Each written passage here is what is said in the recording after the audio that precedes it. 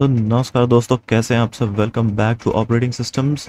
और आज हम बात करेंगे कॉन्करेंसी और क्रिटिकल प्रॉब्लम्स के सॉल्यूशंस की। तो लेट्स स्टार्ट। तो क्रिटिकल सेक्शन की हम बात कर चुके हैं और सबसे पहला सॉल्यूशन जो कि क्रिटिकल सेक्शन के लिए हम पढ़ेंगे वो है पीटरसन सॉल्यूशन।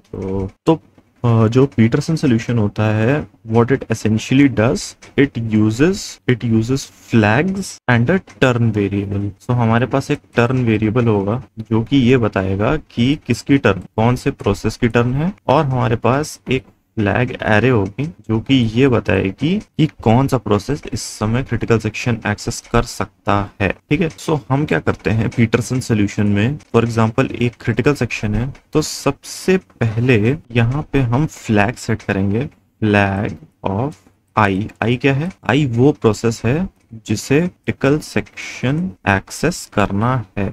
जिसको क्रिटिकल सेक्शन एक्सेस करना है वही क्रिटिकल सेक्शन में एंट्री के लिए गुहार लगाएगा। और ये जो चीज है ये किस प्रॉपर्टी को सेटिस्फाई करता है, ये सेटिस्फाई करता है प्रोग्रेस को। ठीक है, तो प्रोग्रेस के लिए ये फ्लैग की एरे, और फ्लैग की जो एरे हमारे पास ये एक और चीज में हेल्प करती है बाउंडेड वेट में, वो हम देखेंगे कैसे। अच्छा, अब टर्न हम दे देंगे फिलहाल के लिए दूसरे प्रोसेस को, जे को। अब ये हमारा क्रिटिकल सेक्शन है, इसको एक्सेस करने के लिए कंडीशन ये होगी कि जब तक, मतलब while flag of j is equal to true and turn equal to j, तब तक हमको करना है वेट। मतलब कि कुछ नहीं होगा तब तक आई में। ये सोल्यूशन आई के लिए है और वो बोल रहा है कि ये जो प्रोसेस है जिसकी टर्न हमने जिसको दे दी है, जब तक वो खत्म नहीं कर लेगा तब तक आगे कुछ नहीं। अब इसके बाद एक्सेस होगा क्रिटिकल सेक्शन। क्रिटिकल सेक्शन के बाद आई बोलेगा कि भाई देखो मेरा क्रिटिकल सेक्शन एक्सेस हो गया,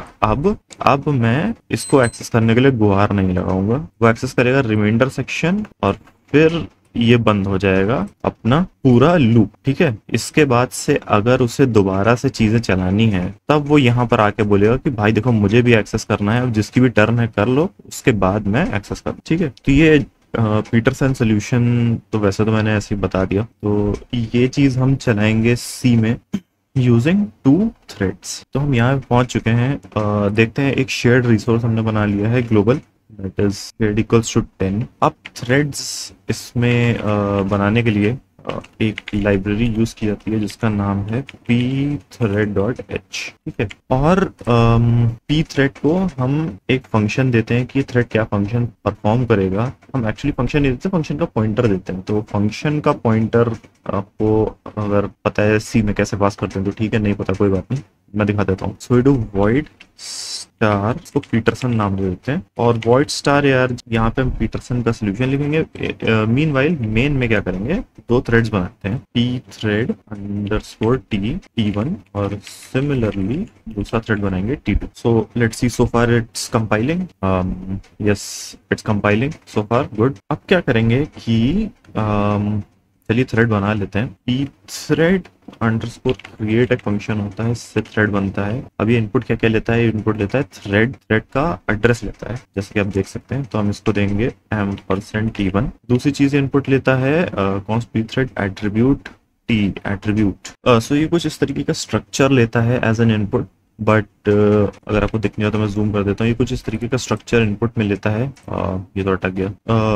क्या स्टेट है, क्या स्टैक यूज करना है, कौन सा स्टैक यूज करना है, मेमोरी का उसका साइज क्या है, शेड्यूल पैरामीटर मतलब कि कौन सा शेड्यूलिंग एल्गोरिथम है, शेड्यूलिंग पॉलिसी यूज करनी है, तो ये सब लेता है। इस सबसे हमें मतलब नहीं है, हमें लाइक सिंपली अगर थ्रेड्स ऊपर नीचे हमें करने हैं, इस पर पीटरसन सॉल्यूशन में 2 थ्रेड्स यूज करना है, तो क्या करेंगे कि यहाँ पे दे देंगे नल। ठीक है, अब अगली चीज है वो थ्रेड का फंक्शन जो उसे परफॉर्म करना है उसका पॉइंटर देते हैं, बट एक्चुअली ये हमने खुद ही एक ऐसा पॉइंटर वाला फंक्शन बनाया हुआ कि जो इसका नाम में एज अ पॉइंटर काम करेगा। तो यहाँ पे सिंपल दे देंगे पीटरसन। अब दूसरी चीज, यहाँ पे हमने कोई आर्ग्यूमेंट तो नहीं लिया है, लेकिन जैसे थ्रेड आईडी होगी हमारी, तो लेट्स से हमारी थ्रेड आईडी है, तो उसको हम वॉइड में टाइप कास्ट करके दे सकते हैं यहाँ पे। और अगर किसी चीज को किसी पॉइंटर को टाइप कास्ट करना है तो ऑब्वियसली उसके लिए वेरिएबल एक मेमोरी लोकेशन होनी चाहिए, बिना उसके तो काम नहीं चलेगा, वैल्यू तो नहीं पास कर सकते ना। तो T1 की जो आईडी होगी वो हम लिख देंगे 1, चलो 0 लिख देते हैं, आसान हो जाएगा काम। T1 आईडी, और T1 आईडी का हमें चाहिए एड्रेस। ये हो गया थ्रेड क्रिएट। इसी तरीके से क्रिएट करेंगे T2 की आईडी, और तो यहाँ पे भी आ जाएगी T2 की आईडी और ये हो जाएगी 1। अब ये थ्रेड्स क्रिएट हो गए हमारे। तो क्या होगा, जैसे ही थ्रेड क्रिएट होगा वो चलना शुरू हो जाएगा, ये वाली चीज एग्जीक्यूट होना शुरू हो जाएगी।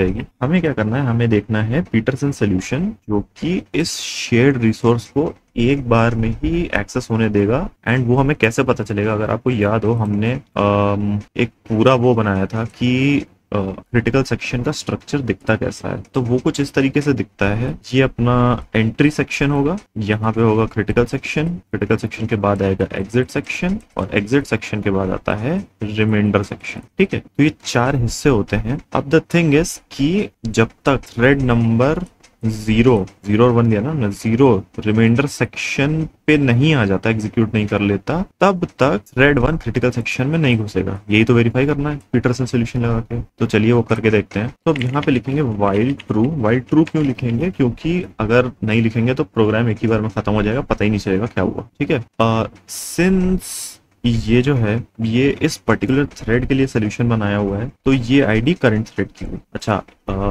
हमने बात करी थी कि शेयर्ड रिसोर्स तो है ही, साथ में होगा एक टर्न वेरिएबल और उसके साथ में होगा एक फ्लैग वेरिएबल। इसमें बुलियन नहीं होता तो हम फ्लैग्स में कुछ ऐसा यूज कर लेंगे। अभी यहाँ पे क्या करेंगे, अभी यहाँ पे सबसे पहले जो हमने डिस्कस किया था वही करेंगे, आईडी। तो आईडी को हम कैप्चर करेंगे ऐसे, फिर आईडी कास्ट हो गया है और उसकी लेंगे वैल्यू। ठीक है, कुछ इस तरीके से, this will be equal to true. ठीक है, दिस मीन्स कि मुझे भी जाना है क्रिटिकल सेक्शन में, और टर्न दे देंगे हम दूसरे वेरिएबल को। यहाँ पे मैं लिख देता हूँ माई आईडी इक्वल्स टू ये वैल्यू, और यहाँ हम ले लेंगे other process ID. Other process ID का मतलब हुआ कि जिसको हमें टर्न देनी है। तो int other ID is equals to, अच्छा अगर माई आईडी 0 है तो 1 नहीं तो 0 है ना। ठीक है, और फ्लैग किसका चेंज करना है, फ्लैग किसका, माई आईडी का, और टर्न देनी है अदर आईडी। ठीक है, अब हमने सोल्यूशन में क्या देखा था, चलिए फिर से देख लेते हैं। ये काम तो हम कर चुके हैं। अब कब तक वेट करना है, जब तक दूसरे का फ्लैग ट्रू है और दूसरे की टर्न है। While flag of other ID equal to 1 and turn equal to other ID, तब तक हमें करना है वेट, कुछ नहीं करेंगे तब तक। अब करेंगे, अब हम जाएंगे critical section. Now we are entering critical section. तो क्रिटिकल सेक्शन में critical section accessed by %d और दैट इज माय आईडी। ठीक है, ये हमने एक्सेस कर दिया। Shared value access is equals to %d, और शेयर्ड वैल्यू की वैल्यू क्या थी, वो थी शेयर्ड। ठीक है, अब हो गया हमारा क्रिटिकल सेक्शन एक्सेस। अब क्या करेंगे कि मैं जो हूं, मैं तो एक्सेस कर चुका हूं, अब मैं एक काम करता हूँ, मैं स्लीप कर लेता हूँ रिमाइंडर सेक्शन में। उसके लिए होता है यू स्लीप, और मैं स्लीप करूंगा 2 सेकेंड्स तक। तो 2, तो this is in microseconds, तो this is ms and this is 2 seconds. So 2 seconds के लिए स्लीप करेगा, going to sleep for 2 seconds. ठीक है, तो ये वाला थ्रेड 2 सेकेंड के लिए स्लीप कर जाएगा। उसके बाद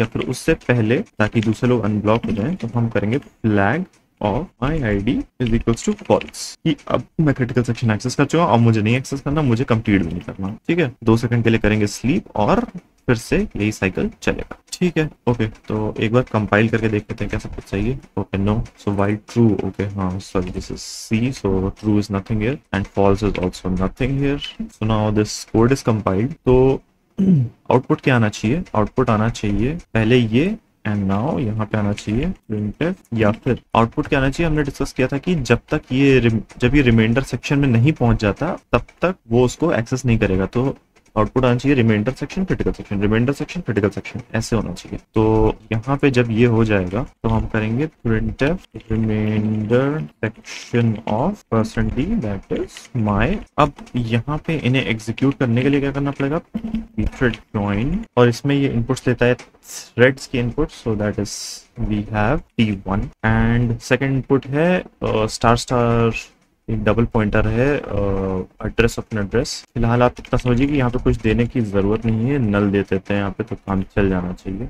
एंड सिमिलरली P2 को करेंगे ज्वाइन। अच्छा हाँ, एक और चीज यहाँ पे न्यू लाइन दे देते हैं, नहीं तो पता ही नहीं चलेगा कि हुआ क्या। तो तो सबसे पहले एक्सेस किसको मिलनी चाहिए, गेस करिए, पॉज करके गेस करिए। ओके, तो सबसे पहले एक्सेस मिलनी चाहिए T1 को। तो जैसा कि आप देख सकते हैं कि पहले 0 को क्रिटिकल सेक्शन का एक्सेस मिला, फिर रिमाइंडर सेक्शन, फिर 1 को एक्सेस मिला, उसके बाद उसने रिमाइंडर सेक्शन एक्सेस किया। और ऐसा आउट ऑफ ऑर्डर चीजें नहीं चल रही हैं, ऐसा नहीं हो रहा है कि दोनों एक साथ क्रिटिकल सेक्शन में चले गए। तो this is Peterson solution. Progress हम डिस्कस कर चुके हैं कि क्यों प्रिजर्व रहता है। म्यूचुअल एक्सक्लूजन ऑब्वियसली अभी तुरंत देखा हमने कि प्रिजर्व है। बाउंडेड वेट कैसे प्रिजर्व रहता है वो देखते हैं। बाउंडेड वेट कुछ इस तरीके से प्रिजर्व रहता है, मैं आपको वर्बली बता देता हूँ, आप थोड़ा सा सोचेंगे तो आपको पता चल जाएगा। तो इसमें जो हमने टर्न फ्लैग और फ्लैग की एरे दी हुई है, इसको यूज करके बाउंडेड वेट प्रिजर्व रहता है। तो व्हाट हैपेंस इज कि जो टर्न वेरिएबल है वो टर्न सेट करता है। अगर आपकी टर्न नहीं है तो आप क्रिटिकल सेक्शन में नहीं जा सकते। दिस इंश्योर्स कि जो दूसरा प्रोसेस है वो सिर्फ एक ही बार क्रिटिकल सेक्शन एक्सेस कर पाएगा, एक बार से ज्यादा नहीं कर पाएगा। दूसरी चीज जो ये अपना टर्न वाला एरे है, तो until and unless it is your turn you cannot access the critical section. And if you see at the end we are doing flag of my id is equals to 0, which means it says that I don't want to access the critical section, and when it's the other person's turn they can surely go ahead and access the critical section. तो इससे ये चीज ensure हो जाती है कि दूसरे process के एट मोस्ट 1 टर्न्स के बाद मुझे क्रिटिकल सेक्शन मिलेगा ही मिलेगा। So that is bounded wait getting completed in Peterson solution. ये बात हो गई हमारी पीटरसन सोल्यूशन की। इसी तरीके से एक डेकर सोल्यूशन होता है, वो कुछ इस तरीके से चलता था। वो क्या करता था कि उसका ये टर्न चेकिंग का हिस्सा थोड़ा सा कॉम्प्लेक्स होता था डेकर सोल्यूशन। तो डेकर सोल्यूशन में जो क्रिटिकल सेक्शन में जाने का हिस्सा होता था वो थोड़ा कॉम्प्लेक्स होता था। उसमें 2 चीजें होती थी। पहले तो वो चेक करते था कि while flag of other id equals to true, मतलब कि इक्वल टू 1, तब तक मुझे कुछ ये चीजें चेक करनी है। अब मैं क्या चेक करूंगा, if turn equal to other, अगर दूसरे इंसान का टर्न है, सबसे पहले तो चेक किया कि वो जाना चाहता है कि नहीं। जब तक that person the other person wants to enter the critical section, until then we check this कि उसकी टर्न है कि नहीं। अब वो जाना चाहता भी है और उसकी टर्न भी है, तब क्या करेंगे, तब हम करेंगे flag of my id is equals to 0। अगर वो जाना चाहता है, उसकी टर्न आ गई, मतलब इसका मतलब यही हुआ कि दूसरा प्रोसेस क्रिटिकल सेक्शन एक्सेस कर रहा है। उस समय पे मैं कह दूंगा कि मुझे नहीं जाना, और जब तक दूसरे की टर्न है तब तक मैं वेट करूंगा। जब उसकी टर्न खत्म हो जाएगी तब मैं जाऊंगा, तब मैं जाना चाहूंगा क्रिटिकल सेक्शन में, ठीक है। और एंड में क्या होता है, एंड में ये होता है कि फॉर एग्जांपल मैंने क्रिटिकल सेक्शन अभी अभी खत्म किया, मैं रिमाइंडर सेक्शन में आ गया, तो ये एक्चुअली जो चीजें होती है ये करते हैं रिमाइंडर सेक्शन में जाने के पहले। तो ये आपका स्लीप हो गया रिमाइंडर सेक्शन। अब